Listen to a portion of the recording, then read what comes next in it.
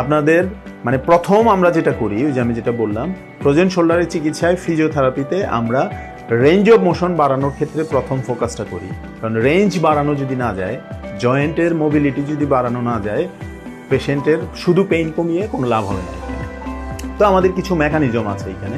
যেহেতু আমি শুরুতে বললাম যে জয়েন্টের স্পেসটা কমে যায়, তো সেই স্পেসটা বাড়ানোর জন্য আমাদের কিছু ম্যানুয়াল থেরাপি টেকনিক আছে। আমরা সেই টেকনিকের মাধ্যমে পেশেন্টের সেই শোল্ডার, পার্টিকুলার শোল্ডার জয়েন্টের মধ্যে স্পেসটা বাড়ানোর জন্য আমরা চেষ্টা করি।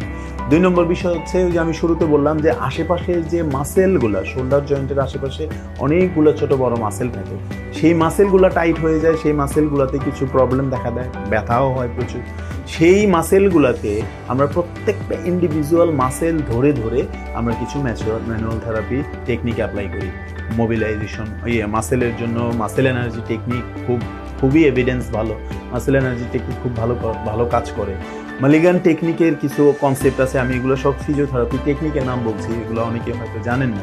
তো আমরা এরকম আরও অনেকগুলা টেকনিক আছে যেগুলো আমরা ফিজিওথেরাপি এই ফ্রোজেন শোল্ডারের ট্রিটমেন্টের ক্ষেত্রে এই ম্যানুয়াল টেকনিকগুলোকে আমরা অ্যাপ্লাই করি, এবং এগুলা সব গবেষণালব্ধ, খুবই মানে রিসার্চের মাধ্যমে দেখা গিয়েছে এই টেকনিকগুলা ফ্রোজেন শোল্ডারের ট্রিটমেন্টের জন্য খুবই ইফেক্টিভ, খুবই কার্যকর।